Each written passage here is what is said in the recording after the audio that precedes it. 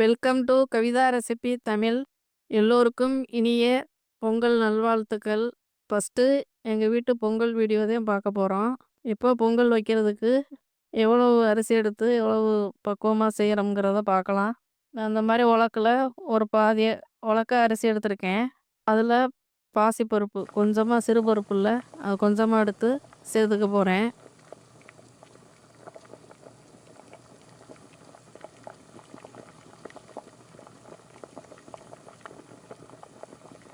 சேர்த்து நல்லா கழுவிட்டு கொஞ்சம் நேரம் ஒரு 2 நிமிஷம் ஊறட்டும். இப்போ நம்ம பொங்க பானை ரெடி பண்ணிக்கிடலாம். இப்போ நான் வெண்கல பாத்திரத்தில் தான் செய்ய போகிறேன். இந்த மாதிரி மஞ்சள் தடவி குங்குமம்லாம் வச்சுட்டு தண்ணி ஏற்கனவே நான் கொஞ்சம் எடுத்திருக்கேன். பால் பொங்குறதுக்கு கொஞ்சம் பால் சேர்த்துக்கோங்க.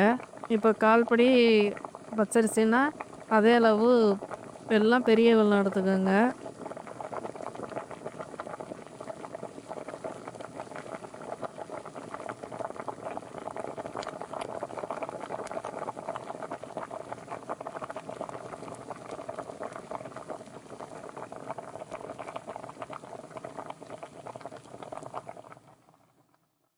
இந்த பாத்திரம் நல்லா சூடாகி வர்றதுக்கு கொஞ்சம் லேட் ஆகும். நான் சின்ன அடுப்பில் தான் வச்சுருக்கேன், அதனால் கொஞ்சம் லேட் ஆகுது.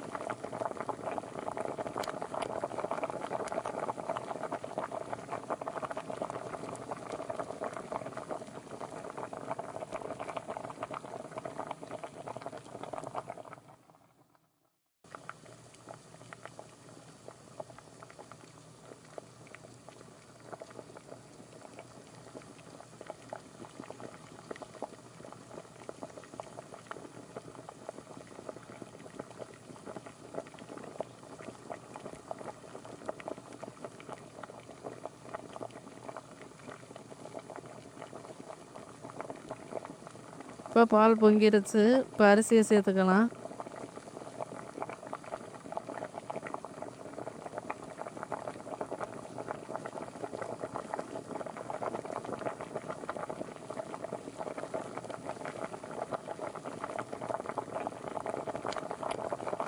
நான் இந்த உலக்கில் பாதி அரிசி தான் எடுத்திருக்கேன். கொஞ்சமாக சிறு பருப்பு எடுத்திருக்கேன். கழுவிட்டு இந்த மாதிரி பொங்கி வர்றப்ப நல்லா இந்த மாதிரி பாத்திரத்தில் சேர்த்து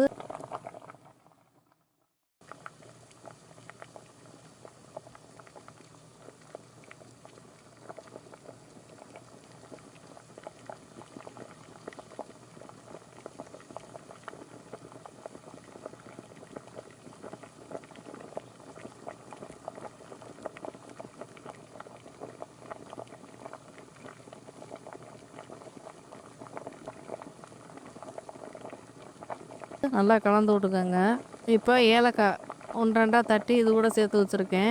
நல்லா பொங்கல் வந்து இந்த அரிசி பருப்பும் நல்லா குழஞ்சி வரணும், அப்போ தான் நல்லாயிருக்கும்.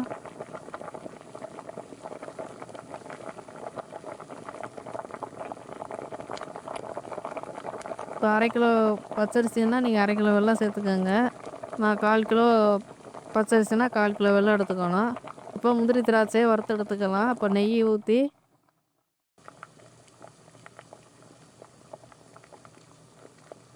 நெய் நல்லா சூடானதுக்கு முன்னாடி கொஞ்சமாக முந்திரியை வறுத்துட்டு பாதி அளவு வறுத்துட்டு திராட்சையை சேர்த்துக்கோங்க. திராட்சை உடனே உப்பிடும், அதனால் லைட்டாக வறுத்துட்டு சேர்த்துக்கோங்க. கொஞ்சமாக திராட்சையை சேர்த்து நல்லா வதக்கி விடுங்க. திராட்சையை சேர்த்து நல்லா வறுத்துக்கோங்க அந்த மாதிரி நெய்யிலே.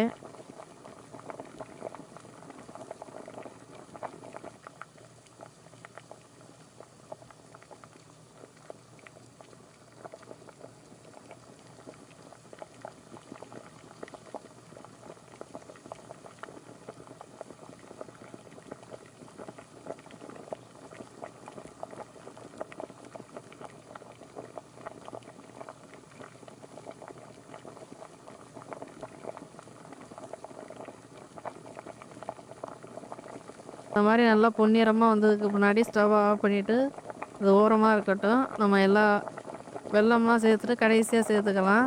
அரிசி வந்து நல்லா வெந்து வரணும் கொழைய. அதுக்கு பின்னாடி தான் நம்ம ஒன்னொன்னா சேர்க்க முடியும். முன்னாடியே நம்ம வெல்லத்த சேர்த்தோம்னா, அரிசி சீக்கிரம் வேகாது. நல்லா அரிசி வெந்ததுக்கு பின்னாடி இப்ப வெல்லத்த சேர்த்துக்கலாம். வெல்லம் வந்து பெரிய வெல்லம் எடுத்திருக்கேன். அத நல்லா நுணுக்கி வச்சிருக்கேன். நீங்க தண்ணீல நல்லா கரைச்சிட்டு கூட சேர்க்கலாம். நான் கரைக்கல. நான் அப்படியே தான் சேர்த்துக்க போறேன். கோயில்லலாம் எப்படி அப்படியே வெல்லத்த போட்டு தான் இந்த மாரி செய்வாங்க. அதனால நான் அப்படியே தான் செய்ய போறேன். வெல்லத்த போட்டு நல்லா இந்த மாரி கலந்து விட்டுட்டு, நல்லா அடி பிடிக்காத அளவுக்கு இடையில இடையில நல்லா இந்த மாரி கரண்டிய வச்சு கலந்து விட்டுக்கிட்டே இருங்க.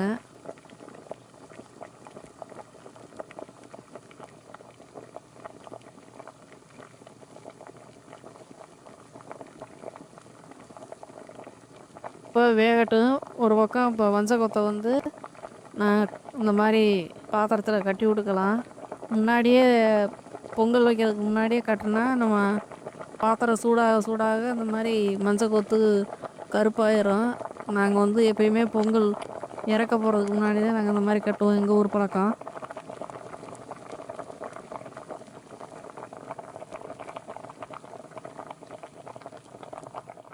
இப்ப லைட்டா பச்சை கற்பூரம் லைட்டா ஒரு கம்மியா சேர்த்துக்கங்க. ஏன்னா கோயில்லலாம் பொங்கல் செய்றப்ப பச்சை கற்பூரம் சேர்ப்பாங்க. அதனால கொஞ்சமா சேர்த்துட்டு நல்லா கலந்து விட்டுக்கங்க.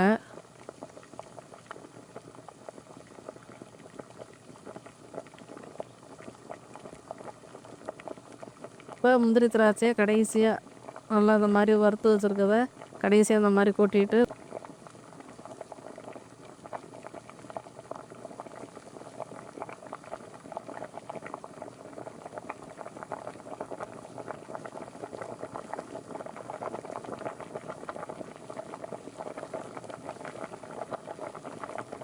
கொஞ்சமா நெய் ஊத்தி கடைசியா இந்த மாரி கிளறி விட்டு ஸ்டவ் ஆஃப் பண்ணிக்கங்க.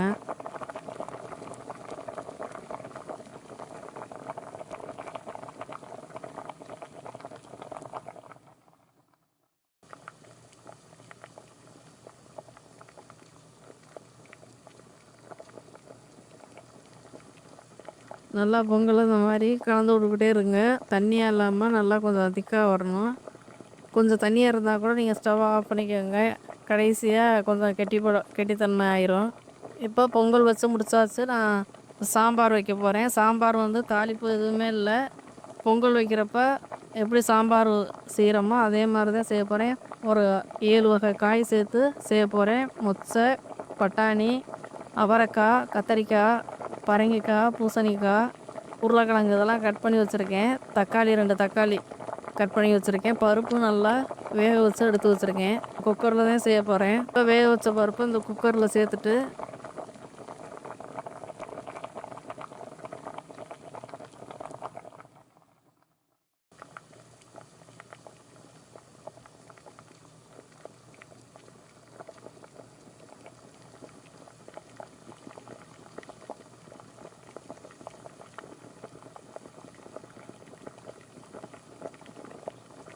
சேர்த்து உப்பு போட்டு பெருங்காயத்தூள் போட்டு மசாலா மிளகாத்தூள், மல்லித்தூள், மல்லி சீரகம்லாம் வீட்டில் எப்பயும் அரைச்சி வச்சுருக்க பொடியும் சேர்த்து உப்பு போட்டு அப்படியே வேக வச்சு ஆஃப் பண்ணிக்கிடுவேன். தாளிப்பு கொடுக்குறது கிடையாது. தேவைன்னா கடைசி நேரத்தில் கூட நம்ம தாளிச்சுக்கலாம். இப்போ பொடியெல்லாம் சேர்த்து கலந்து விட்டாச்சு. குக்கர் மூடியை போட்டு தண்ணியை கொஞ்சம் தேவைக்கேற்ற மாதிரி தண்ணி சேர்த்துட்டு நல்லா கலந்து விட்டு மூடி போட்டு வச்சுக்கலாம். ஒரு விசில்னா 2 விசில் வர வச்சு ஸ்டவ் ஆஃப் பண்ணிக்கிடலாம். இப்போ இந்த பக்கம் வாழைக்காயில வெங்காயம் எதுவுமே சேர்க்கல. எண்ணெய், கடுகு, வரமிளகா அதெல்லாம் போட்டு நல்லா மஞ்சத்தூள், தனியாத்தூள் போட்டு நல்லா இந்த மாதிரி எண்ணெயிலே வறுத்து எடுத்துக்கிட்டேன். பரங்கிக்காயும் அது மாதிரி பரங்கிக்காய் பச்சடி செஞ்சு வச்சுருக்கேன். வடை, உளுந்த வடை அதெல்லாம் எடுக்கிறதுக்கு டைம் இல்ல. அதனால நேரம் ஆயிடுச்சுன்னா நல்லா டைம் போயிரும்ன்ட்டு உடனே நாங்கள் சாமி கும்பிட வந்தாச்சு. தேவைன்னா பழைய வீடியோ நிறைய அப்லோடு பண்ணியிருக்கோம் சேனலில். நீங்கள் போய் செக் பண்ணி பாருங்கள். இப்போ விளக்கேற்றிட்டு படையல் போட்டு சாமி கும்பிட்டாச்சு. அது எப்படி இருக்குன்னு சொல்லுங்கள். இந்த வீடியோ பிடிச்சிருந்தா லைக் பண்ணி ஷேர் பண்ணுங்கள். மறக்காமல் சப்ஸ்கிரைப் பண்ணிடுங்க. கூடவே ஹைப் பண்ணிடுங்க.